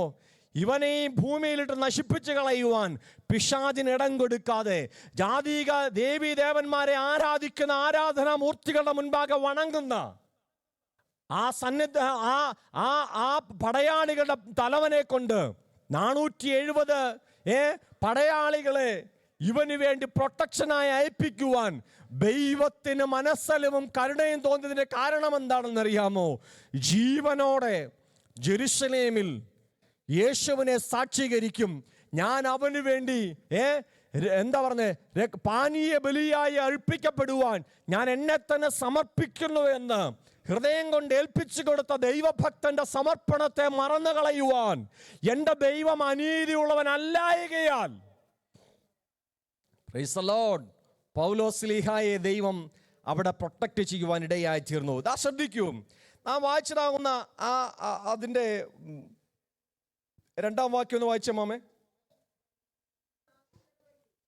ഞാനൊരു കാര്യം ആരംഭത്തിൽ പറയാം. ഇതിന് ഞങ്ങൾ കപ്പൽ കയറി ഇറ്റലിക്ക് പോകണമെന്ന് കൽപ്പന ആയപ്പോൾ എന്ന് പറഞ്ഞതിൻ്റെ ഒരു സംഭവം ഇതാണ്. ഞങ്ങളെന്ന് ഉദ്ദേശിച്ചത് പൗലോസും ലൂക്കോസുമാണ്. Praise the Lord. 2-ാം വാക്യം വായിച്ചു.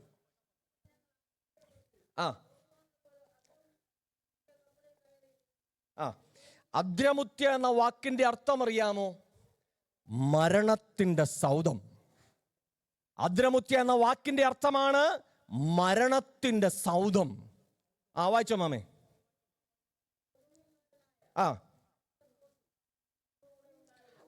ശ്രദ്ധിക്കൂ, കൈസര്യ എന്ന വാക്കിന്റെ അർത്ഥം ചില ആഴ്ചകൾക്ക് മുമ്പ് ഞാൻ നിങ്ങളോട് പറയുവാനിടയായി. എന്താണ് ആ വാക്കിന്റെ അർത്ഥം? Price the Lord. ഒരാളെങ്കിലും പ്രതികരിച്ചതിനായി സ്തോത്രം. കൈസരിനുള്ളത്, കൈസരിന് അവകാശപ്പെട്ടത് എന്നീ അർത്ഥങ്ങളുള്ള കൈസര്യയിൽ നിന്ന് എന്ത് യാത്ര? അദ്രമുത്യ കപ്പലിൽ എവിടേക്ക് അവർ യാത്ര തിരിച്ചു? വായിച്ചോ.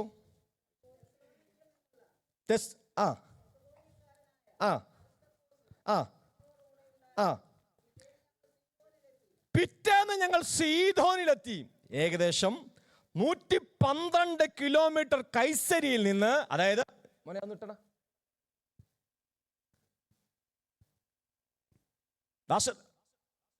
ശ്രദ്ധിക്കൂ, കൈസരിയിൽ നിന്ന് പത്ലമൈസ് കഴിഞ്ഞിട്ട് സീദോൻ എന്ന സ്ഥലത്തേക്ക് 112 കിലോമീറ്റർ യാത്ര ചെയ്തു.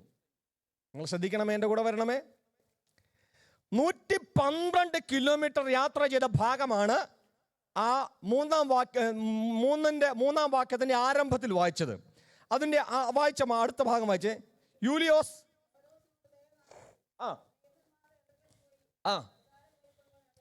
ശ്രദ്ധിക്കൂ, സീദോനിൽ എത്തിക്കഴിഞ്ഞപ്പോൾ നിങ്ങൾക്ക് മനസ്സിലാകുന്നുണ്ടോ ഞാൻ ഈ പറയുന്ന വിഷയം? നിങ്ങൾ ഗ്രഹിക്കുന്നുണ്ടോ? അതോ യൂലിയോസ് പൗലോസ്ലീഹായോട് അസാധാരണമായ ദയ കാണിച്ചു. എന്താണ് അതിന്റെ കാരണമെന്നറിയാമോ? ഇവൻ കുറ്റക്കാരനല്ലെന്ന് യൂലിയോസിനറിയാം. Praise the Lord. നമ്മൾ ഈ പറഞ്ഞു വരുന്ന പോലെ യൂലിയോസ് എന്ന് പറഞ്ഞ മനുഷ്യൻ അസാധാരണമായ ദയ കാണിക്കുവാൻ കാരണം, വചനത്തിൽ ഇങ്ങനൊരു വാക്യമുണ്ട്, അവൻ രാജാക്കന്മാരുടെ ഹൃദയത്തെ നീർച്ചാല് കണക്കിയാക്കും. Praise the Lord.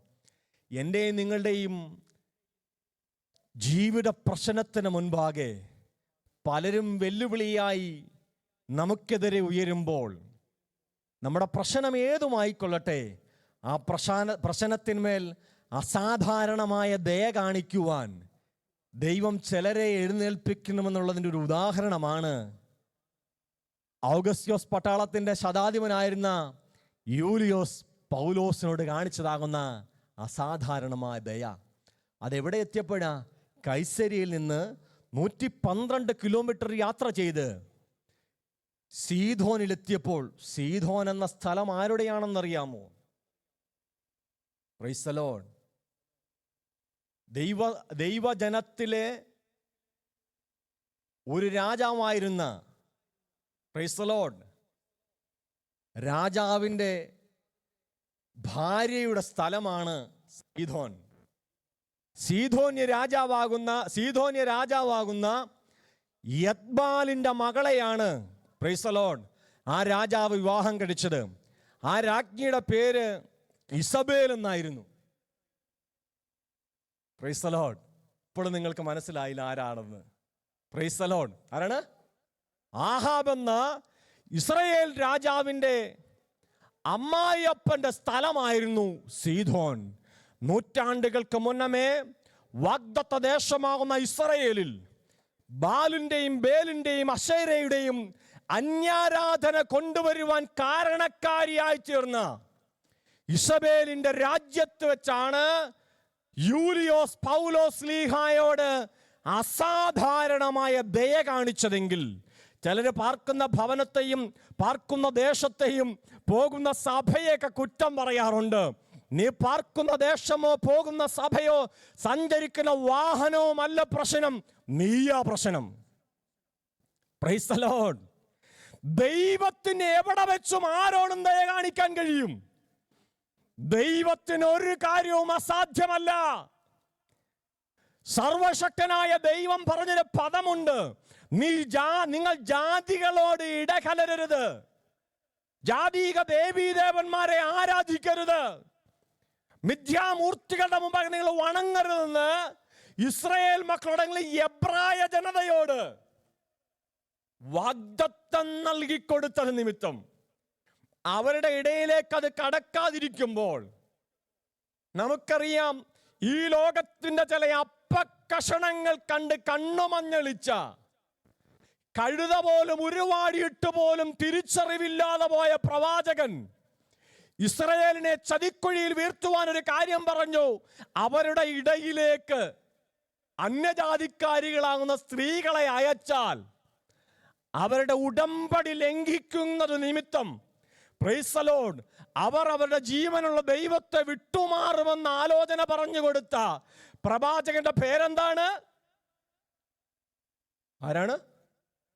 ബിലയാം എന്ന ലോകത്തിന്റെ, ഒന്നുകൂടി ഞാൻ എൻ്റെ വാക്ക് പറഞ്ഞാൽ, അധികാരത്തിന്റെ ഇളനാഴികളിൽ ദൈവത്തോട് ചേർന്ന് നടക്കുന്നതിനേക്കാൾ ഉപരിയായി ലോകത്തിലെ ചില മറ്റു പലതിനെ കണ്ട് കണ്മ മഞ്ഞളിച്ച് ദൈവത്തെയും ദൈവത്തിന്റെ ജനത്തെയും മുടിക്കുവാനുള്ള പദ്ധതി പറഞ്ഞു കൊടുത്ത ബിലയാമിനെ പോലും ദൈവം വെറുതെ വിട്ടില്ല എങ്കിൽ, ഒടുക്കത്തെ ആദാമാകുന്ന ക്രിസ്തുവിന്റെ പരിശുദ്ധ ആത്മാവിനാൽ നിറയപ്പെട്ടവനായി ഞാൻ എന്നെ എന്തിനായും സമർപ്പിക്കുന്നു എന്ന് പറഞ്ഞ് തന്നെ തന്നെ ഏൽപ്പിച്ചു കൊടുത്ത പൗലോസ് ലീഹ ഇവിടെ പറയുന്നൊരു പദമുണ്ട്, ഞാൻ അങ്ങ് റോമിൽ പാനീയ യാഗമായി ഒഴിക്കപ്പെടുവാൻ ഞാൻ തയ്യാറാ. അഗബോസ് പ്രവചിച്ചുടനെ അയ്യോ അങ്ങനാണോ, എന്നെ കൊല്ലുമോ എന്ന് ഭയപ്പെട്ട് ഏലിയാവിനെ പോലെ ചൂരച്ചെടിയുടെ തണലിൽ കിടന്നുറങ്ങുന്ന ഒരു പൗലോസ് ലീഹയെ അല്ല നാം ഇവിടെ കാണുന്നത്. എന്നെ രക്ഷിച്ച, എന്നെ വീണ്ടെടുത്ത, എന്നെ സഹായിച്ച, എന്നെ മാനിച്ച, എനിക്ക് സർവ്വതും നൽകി തന്നു പറയാൻ കഴിയത്തില്ല. പൗലോസ് ലീഹ ഒരു ക്രിസ്ത്യാനി ആയിത്തീർന്നതിന്റെ പേരിൽ, അല്ലെങ്കിൽ ക്രിസ്തുവിനെ ചുമക്കുന്നവനായി തീർന്നതിന്റെ പേരിൽ, ദൈവത്തിന് സഞ്ചരിക്കുന്ന ഒരു ദേവാലയമായി മാറിയതിന്റെ പേരിൽ തൻ്റെ പിതാവിൻ്റെ ഓഹരി പോലും തനിക്ക് തടഞ്ഞു വെച്ചു എന്നാണ് ചരിത്രം പറയുന്നത്. താൻ സന്നിധിയും സംഘത്തിലെ അംഗമായിരുന്നു. താൻ ആക്കാലത്ത് ഏറ്റവും വലിയൊരു സ്കോളറായിരുന്നു. തൻ്റെ പിതാവിന് സ്വന്തമായി കപ്പലല്ല കപ്പലുകൾ ഉണ്ടായിരുന്നു എന്ന് ചരിത്രം പറയുന്നു. മഹാനായ പൗലോസിന്റെ വ്യക്തിപരമായ ജീവിതത്തിൽ ദൈവത്തെ സേവിപ്പാൻ ഇറങ്ങി തിരിച്ചതിന്റെ പേരിൽ തനിക്ക് ഈ ലോകത്തിലെ ചില നാണയത്തുട്ടകളുടെ സമൃദ്ധിയല്ല ഉണ്ടായത്.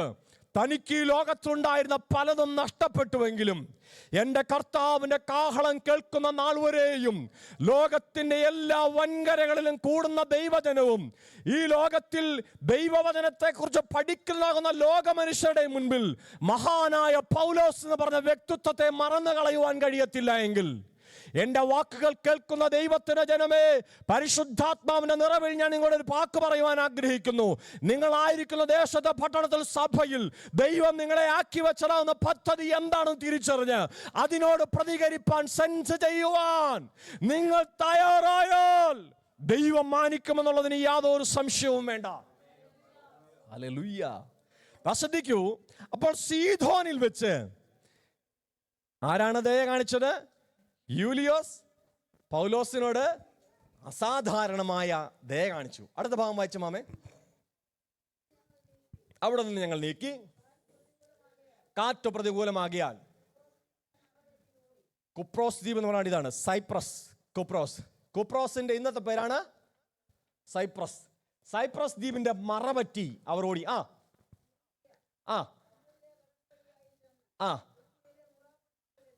ശ്രദ്ധിക്കൂ. കിൽക്കിയ പംഫുലിയ വഴിയായി കടന്ന് പത്തരയും കടന്ന് എവിടത്തെയാണ്?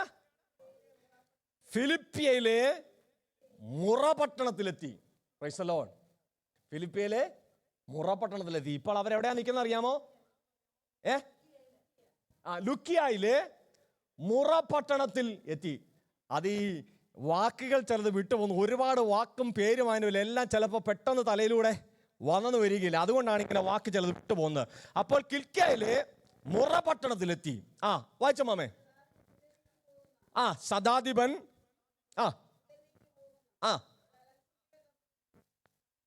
കപ്പൽ കണ്ടു.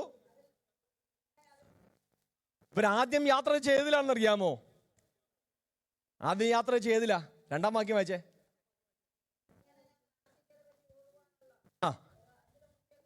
അപ്പൊ ഈ ആസ്യക്കാരെന്ന് പറഞ്ഞാൽ എവിടെന്ന് മനസ്സിലായോ? ഇതിനകത്ത് ആസിയ എവിടെന്ന് അറിയാമോ?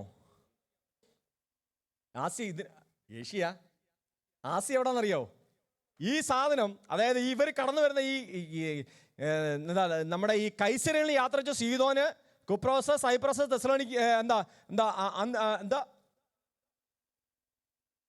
അന്ത്യോക്യ, ഇവിടെ കഴിഞ്ഞ ലവോദിക്ക, കൈലസ്യ, ദുർബ, തർസോസ, ലുസ്ത്ര, ഇക്കോന്യ, അന്ത്യോക്യ, ആസ്യ.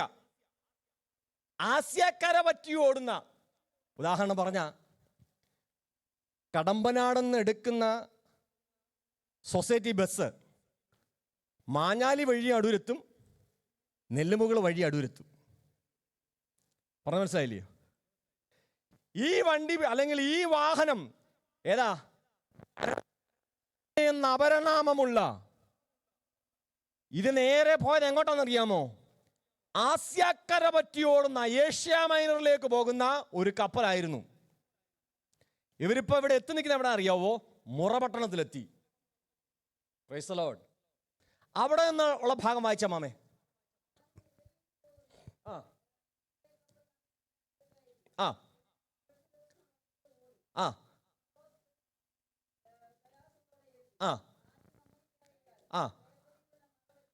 ക്രേത്ത ദ്വീപ് എവിടെയാണെന്ന് കണ്ടോ? ഇതിങ്ങനെ വരുമ്പോഴാണ് വായിച്ചേ. ക്നീദോസ് ദ്വീപിന്റെ ക്നീദോസ് തൂക്കിൽ പ്രയാസത്തോടെ എത്തി. കണ്ടോ? ഇതിന്റെ ഈ മാപ്പ് കിടക്കുന്നുണ്ടോ താഴേക്ക്? കാറ്റ് സമ്മതിക്കായികയാൽ ക്രേത്ത ദ്വീപിന്റെ മറപറ്റി. ശ്രദ്ധിക്കൂ. സൽമോനയ്ക്ക് നേരെ ഓടി. ക്രേത്ത ദ്വീപിന്റെ മറപറ്റി സൽമോനയ്ക്ക് നേരെ ഓടി.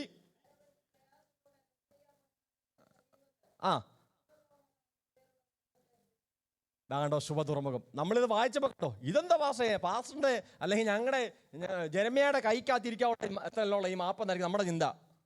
Price the Lord. ദീർഘദിവസങ്ങൾ, ദീർഘയാഴ്ചകൾ യാത്ര ചെയ്താണ് ഈ ഭക്തന്മാർ യാത്ര ചെയ്ത് അവിടം വരെ എത്തിയത്. അത് ശുഭ തുറമുഖത്ത് അവരെത്തി. ശുഭ തുറമുഖത്ത് അവരെത്തി. അവിടെ എന്താണ്? ആ സ്ഥലത്തിന്റെ പേരെന്താണ്? അലക്സാണ്ട്രിയ കപ്പലല്ലയോ? ശുഭ തുറമുഖത്തല്ല നിൽക്കുന്നേ. കാര്യങ്ങളെല്ലാം സ്മൂത്തായെന്ന് ചിന്തിച്ചിരിക്കുമ്പോഴാണ് അടുത്ത ഭാഗം. ഇങ്ങനെ വളരെ നാൾ ചെന്ന ശേഷം നോമ്പും കഴിഞ്ഞിരിക്കെ കപ്പലോട്ടം വൈഷമ്യമാകൊണ്ട് ശ്രദ്ധിക്കൂ ദൈവത്തിന്റെ ജനമേ. നോമ്പും കഴിഞ്ഞിരിക്കാൻ എന്ന് പറഞ്ഞാൽ മഹാപാപ പരിഹാരം അല്ലെങ്കിൽ ആ ഒരു നൊയമ്പായിരുന്നു എന്നാണ് ഈ വേദഭാഗം നമുക്ക് പഠിക്കുമ്പോൾ കാണുവാനായി സാധിക്കുന്നത്. അതായത് മഹാപാപ പരിഹാര പെരുന്നാൾ ചരിത്രം ഇങ്ങനെ ഒക്ടോബർ മാസം, അതായത് AD 59 ഈ യാത്രയുടെ ചരിത്രം. ഏകദേശം AD 59, സ്പെസിഫിക്കായിട്ട് നമുക്ക് സമയം ഇന്നതായിരുന്നു, വർഷം ഇന്നെന്ന് പറയും. AD 59 ഈ കൈസരിയിൽ നിന്ന് പൗലോസ് ലീഹായും ലൂക്കോസും ബാക്കി 274 പേരുടെ യാത്ര ചെയ്തത്. അപ്പോൾ അന്നത്തെ ചരിത്രമനുസരിച്ച് ഇത് ഒക്ടോബർ 5 ആയിരുന്നു എന്ന് പറയപ്പെടുന്നു. Price the Lord. ഫെനിക്യ എന്ന ക്രേത്ത തുറമുഖത്ത് അവർ എത്തിയെന്നാണ് നമുക്ക് കാണുവാനായി സാധിക്കും. ഒന്ന് വായിച്ചാൽ മാമേ. അപ്പോൾ നൊയമ്പം കഴിഞ്ഞിരിക്കാൻ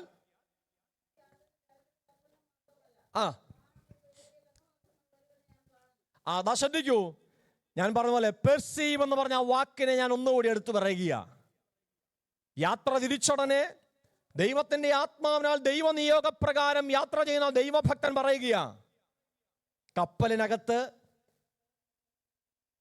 ഈ ലോകത്തിലെ എല്ലാവിധമാകുന്ന സുഖ സൗകര്യങ്ങളുമുണ്ട്. പടയാളികൾ അതിന് വേണ്ടുമോളമുള്ളതായ സ്വാതന്ത്ര്യവും പൗലോസ് ലീഹായ്ക്ക് കൊടുത്തിട്ടുണ്ട്. പ്രത്യേകിച്ച് ബാലിന്റെയും അശേരയുടെയും അസ്വരത്തിന്റെയും പ്രതിഷ്ഠയും ആരാധനാ മുദ്യാമൂർത്തികളുടെ വ്യാപൃതമായ അവസ്ഥയും ഉള്ളതാകുന്ന സീധോൻ പട്ടണത്തിൽ ഇതിനുള്ള എല്ലാ സ്വാതന്ത്ര്യവും ഉണ്ടായിട്ടും അവിടെ വെച്ചും ദൈവത്തിന്റെ ശബ്ദം വ്യക്തമായി കേട്ടിരുന്ന പൗലോസ് ലീഹ പല ദിവസം യാത്ര ചെയ്ത് ശുഭതുറമുഖത്തെത്തിയപ്പോൾ താൻ ദൈവത്തിന്റെ സന്നിധിയിൽ ആത്മസാന്നിധ്യം തിരിച്ചറിഞ്ഞ്, എന്റെ ചിന്ത ഞാൻ ഒന്നുകൂടി ആഴത്തിൽ പറയുന്നു, തന്റെ പഞ്ചേന്ദ്രിയങ്ങളിലൂടെ ദൈവം തന്നോട് സംസാരിച്ചത് തിരിച്ചറിഞ്ഞ പൗലോസ് ലീഹ പറയുകയാണ് 10-ാം വാക്യം.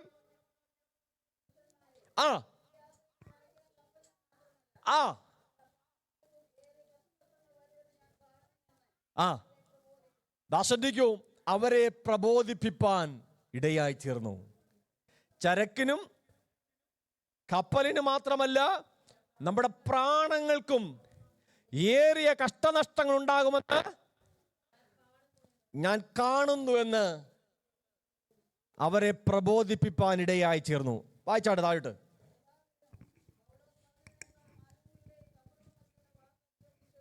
ഒന്നുകൂടെ ഉറക്കെ വായിച്ച മാമേ. ശതാധിപനോ പൗലോസ് പറഞ്ഞതിനേക്കാൾ അസാധാരണമായ ദയൊക്കെ കാണിച്ചു, ശരിയാ, പക്ഷെ നിന്റെ ആലോചന ഇങ്ങോട്ട് വേണ്ട. പറഞ്ഞ വാക്കിന്റെ അർത്ഥം മനസ്സിലായോ? കാര്യങ്ങളൊക്കെ ശരിയാ, പക്ഷേ നിന്റെ ഉപദേശമൊന്നും ഇങ്ങോട്ട് വേണ്ട എന്നാ പറഞ്ഞതിന്റെ അർത്ഥം. ശതാധിപനോ പൗലോസ് ലീഹ പറഞ്ഞതിനേക്കാൾ മാലൂമിയുടെയും കപ്പലുടമസ്ഥന്റെയും വാക്കധികം വിശ്വസിച്ചു.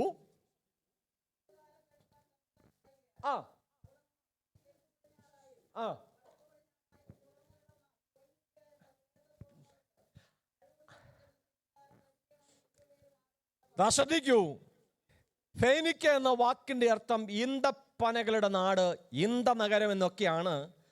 ഞാനൊരു പുസ്തകം വായിച്ചു നോക്കിയപ്പോൾ എനിക്ക് അതിനകത്ത് കിട്ടിയതാവുന്ന അറിവ്. ശുഭതുറമുഖത്ത് നിന്ന് ഇവർ യാത്ര തിരിച്ച് ഫെനിക്ക എന്ന് പറഞ്ഞ ആ തുറന്നു കിടക്കുന്ന ഭാഗം ഒന്ന് വായിച്ച മാമേ.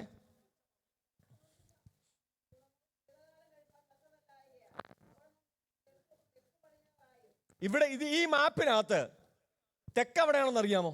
എവിടാ തെക്ക്? ഞാൻ ഇവിടെ വരച്ചിട്ടുണ്ട്.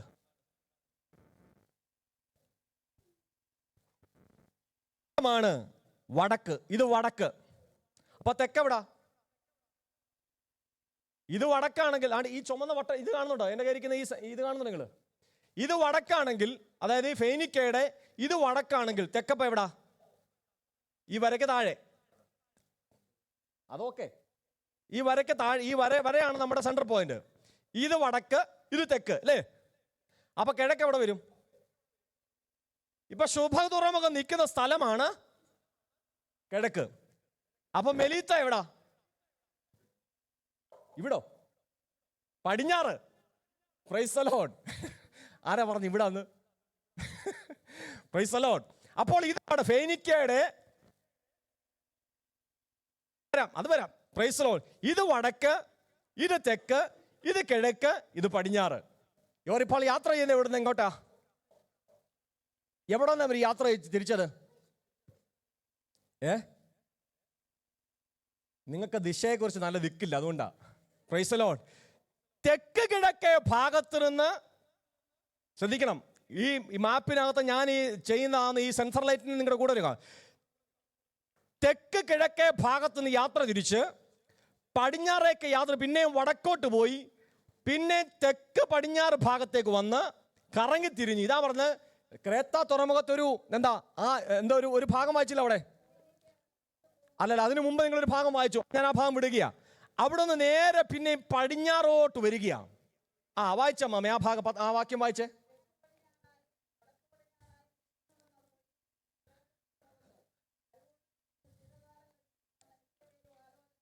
ശ്രദ്ധിക്കൂ. നമ്മൾ നോക്കുമ്പം ഈ ശുഭതുറമുഖം, ക്രേത്ത, ക്ലൗദോസ്, ഫെനീക്ക ഇതെല്ലാം അടുത്തടുത്താണ് കാണുന്നത്. എൻ്റെ ഒരു വിരൽ വെച്ചാൽ അത്രയും ഭാഗം മറഞ്ഞിരിക്കും. പക്ഷെ ഇതിന് കിലോമീറ്ററുകളുടെ ദൂരമുണ്ട്. അതിന് ഉദാഹരണം പറഞ്ഞാൽ, നമ്മുടെ ഈ കൈസരിയിൽ നിന്ന് സീദോനിലേക്ക് 112 കിലോമീറ്റർ എന്നാണ് ഞാൻ പറഞ്ഞത്. കൈസരിയിൽ നിന്ന് സീദോനിലേക്ക് 112 കിലോമീറ്റർ. അങ്ങനെയാണെങ്കിൽ ഇവിടെയും ഏകദേശം അത്രയും ദൂരമുണ്ട്. Price the Lord. നിങ്ങൾക്ക് മനസ്സിലാവും ഞാൻ വിശ്വസിക്കുന്നു. അപ്പോൾ ഈ ജനം തെക്ക് കിഴക്കായും, വായിച്ച മാമ ഒന്നുകൂടെ, തെക്ക് കിഴക്കായും, ശ്രദ്ധിക്കൂ, തെക്ക് പടിഞ്ഞാറായും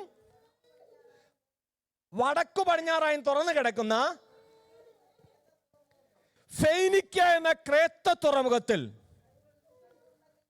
ഞാനൊരു കാര്യം അവിടെ പറയാം. നിങ്ങൾ ഈ തണുപ്പുള്ള രാജ്യത്ത് ഓപ്പൺ പ്ലേസിൽ ചില ബിൽഡിങ്ങുകളുടെ ഇടയിലൂടെ, നല്ല തണുപ്പുള്ള സമയമാണ്, കാറ്റുള്ള സമയമാണ്, ചില കോറിഡോർ, പെരക്കകത്തുള്ളതല്ല, ചില ഇടനാഴികളിൽ ചെല്ലുമ്പോൾ വളരെ ശക്തമായ കാറ്റ് നമ്മെ അടിച്ച് പുറകിലേക്ക് കൊണ്ടുപോകും, അല്ലേ? അതെന്താണെന്നറിയാമോ? തുറന്നു കിടക്കുന്ന സ്ഥലത്ത് നിന്ന് ബിൽഡിങ്ങുകളെ വകഞ്ഞു മാറ്റിക്കൊണ്ട് ആ ഗ്യാപ്പുള്ള സ്ഥലത്തേക്ക് ആ കാറ്റ് ഇടിച്ചു കയറി വരുന്നത് പോലെ തെക്ക് പടിഞ്ഞാറായും വടക്ക് പടിഞ്ഞാറായും തുറന്നു കിടക്കുന്ന ഈ ഫെനീക്ക എന്ന പട്ടണത്തിലേക്ക് വരുവാൻ വേണ്ടി തെക്ക് കിഴക്കേ ഭാഗത്തത ഇടുങ്ങിയ ആ ചരിവിലൂടെ ഇറങ്ങി വന്ന കപ്പലിനെ മുക്കിക്കളയുന്ന, വായിച്ചാട്ട്,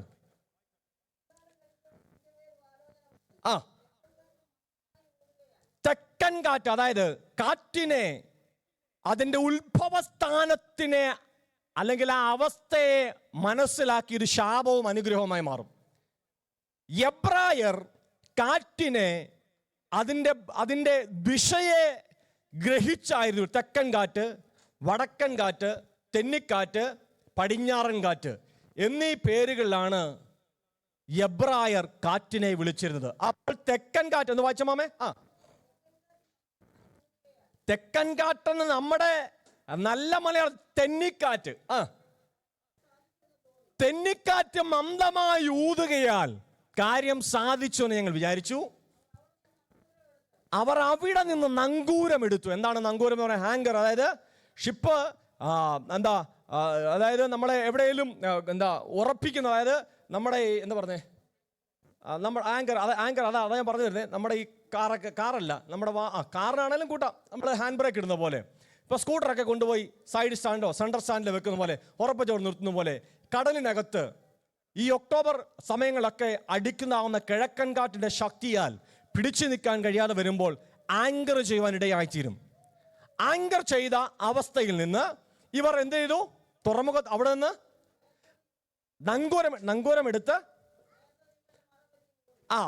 നങ്കൂരമെടുത്ത് ക്രേത്ത ദ്വീപിന്റെ മറപറ്റി ഓടി. കുറെ കഴിഞ്ഞ് അതിന് വിരോധമായി ഈശാനമൂലൻ എന്ന കൊടുങ്കാറ്റടിച്ചു. Praise the Lord. ഈശാനമൂലൻ എന്ന വാക്കിന്റെ അർത്ഥം നിങ്ങൾക്കറിയാമോ? വടക്ക് കിഴക്കേ ദിക്കിൽ നടിക്കുന്നതാകുന്ന ഉഗ്രപ്രതാപിയായ അല്ലെങ്കിൽ ദൈവജനത്തെ നശിപ്പിക്കുന്ന ഒരു ശക്തി എന്നാണ് ഈ പറഞ്ഞതാകുന്ന വാക്കിൻ്റെ അർത്ഥം. അങ്ങനെയാണെങ്കിൽ ഞാൻ എന്നെ കേൾക്കുന്ന സഹോദരങ്ങളോട് പറയട്ടെ, കഴിഞ്ഞ ദിവസം പ്രൈസ് ദി ലോർഡ്. ഒന്നുകൂടി ഞാൻ ആഴത്തിൽ ആ വിഷയത്തെക്കുറിച്ച് പറഞ്ഞാൽ, നമ്മുടെ കയ്യിലിരിക്കുന്നതാകുന്ന ഗൂഗിളും മറ്റ് ഇത്യാദി വസ്തുക്കളൊക്കെ പരിശോധിച്ച് നോക്കുമ്പോൾ ഈസ്റ്റ് നോർത്ത് വെസ്റ്റ് വിൻഡ് എന്നാണ് ഇതിനെ കാണുവാനായി സാധിക്കുന്നത്. ഞാൻ എൻ്റെ ഫോണിൻ്റെ സ്റ്റാറ്റസ് ഇന്നലെ രാത്രിയിൽ ഒരു 3:30 എങ്ങടായപ്പോൾ ഞാനൊരു സ്റ്റാറ്റസ് ഇട്ടു. ഞാൻ അതിനെ സെർച്ച് ചെയ്തിട്ടിട്ട ഒരു സ്റ്റാറ്റസാണത്. അതിൻ്റെ കീവേഡ് എന്തോ യൂറോക്വൈലിയോ അല്ലേ? Price the Lord. ഈശാനമൂലൻ എന്ന വാക്കിൻ്റെ ഇംഗ്ലീഷ് സ്പെസിഫിക് ആയിട്ടുള്ളതാവുന്ന വേർഡ് എന്ന് പറഞ്ഞാലും അല്ല, ഉറക്കെ പറ. അടോൺ വായിച്ചില്ലയോ? ഞാനത് ജസൻ കണ്ടില്ലയോ? ജസൻ ഒന്ന് വായിച്ചേ, ഉറക്കെ വായിര്.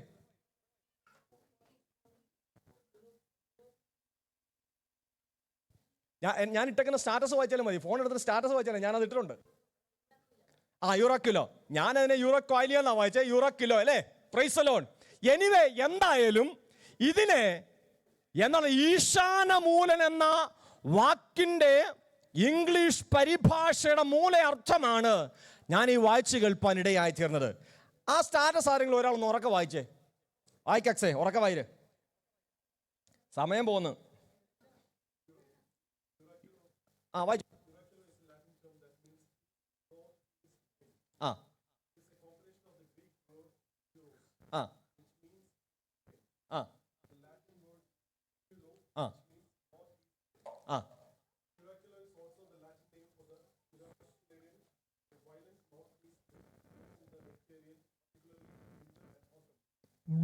വയലൻസ് ബ്ലോ വിൻഡ് എന്നാ പറയുന്നത്. അതെന്ന് മനസ്സിലായോ? Violence north east. അത് ബ്ലോ, അതായത് വളരെ ശക്തിയായി. ബ്ലോവർ എന്ന് കേട്ടിട്ടില്ലേ നമ്മൾ? എന്താ ബ്ലോവർ? ഒരു റൂമിനകത്ത് തിങ്ങി നിൽക്കുന്നതാകുന്ന ആ ഒരു സ്മെല്ലിനെ അല്ലെങ്കിൽ ആ ഒരു എന്താ വാതകത്തെ പുറത്ത് കളയുവാൻ, പ്രത്യേകിച്ച് ഈ ഓയിൽ ഫീൽഡിൽ വർക്ക് ചെയ്തിട്ടുള്ളവർക്ക് അറിയാം. ബ്ലോവർ വെച്ച് അതിനകത്തുള്ളതാകുന്ന ജിജിക്ക് മനസ്സിലായി കാണും. Price the Lord. അതിനകത്തിരിക്കുന്നതാകുന്ന ആ വാതകത്തെ പുറത്ത് കളയുവാൻ അച്ഛനും അറിയാം. Price the Lord. പുറത്ത് കളയുവാനാണ് ബ്ലോവർ ഉപയോഗിക്കുന്നത്. അതായത് വാഗ്ദത്തമുള്ള ദൈവത്തിന്റെ ജനം സഞ്ചരിക്കുന്ന ആ കപ്പലിനെ മെഡിറ്ററേനിയൻ കടലിനകത്ത് വെച്ച് നശിപ്പിച്ച് കളയുവാൻ യൂറോക്വൈലിയോ എന്ന ഗ്രീക്ക് അല്ലെങ്കിൽ ലാറ്റിൻ പേരോടുകൂടിയ ഈശാനമൂലൻ എന്ന കൊടുങ്കാറ്റാഞ്ഞടിക്കുമ്പോൾ വാഗ്ദത്തമുള്ള ദൈവത്തിന്റെ ഭക്തൻ പറയുക, ഈ കടലിനകത്ത് വെച്ച് ഞാൻ നശിച്ചു പോകത്തില്ല. ഞാൻ മാത്രമല്ല, എന്നോട് കൂടെയുള്ള 275 പേരും നശിച്ചു പോകുവാൻ എൻ്റെ ദൈവം അനുവദിക്കുകയില്ല. ഞാൻ എൻ്റെ വാക്കുകൾ അവസാനിപ്പിക്കുക. തുടർന്നുള്ള ദിവസങ്ങളിൽ ഞാൻ ഈ ഭാഗം എടുക്കുവാൻ ആഗ്രഹിക്കുന്നു. എന്നെ കേൾക്കുന്ന ദൈവത്തിന്റെ ജനമേ, ഫെയ്നിക്ക് എന്ന വാക്കിന്റെ അർത്ഥം ഈന്തപ്പനയുടെ നാട്, ഈന്തപ്പനകളുടെ നാട് എന്നാണ് ഞങ്ങളുടെ പറയുവാൻ ഇടയായി തീർന്നത്. വാഗ്ദത്തമുള്ള ദൈവത്തിന്റെ ജനമേ, ആ സങ്കീർത്തനത്തിൽ ഒരു ഭാഗം ഒന്ന് വായിച്ച മാമേ. ഞങ്ങൾ ശുഭതുറമുഖത്ത് അല്ലേ, 107 സങ്കീർത്തനത്തിന്റെ 27 28 വാക്യം വായിച്ചു വന്നൂടെ.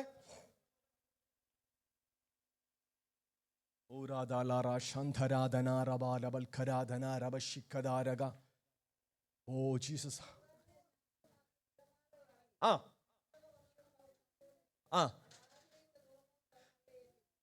തങ്ങൾ ആഗ്രഹിച്ച തുറമുഖത്ത് അവൻ അവരെ എത്തിച്ചു.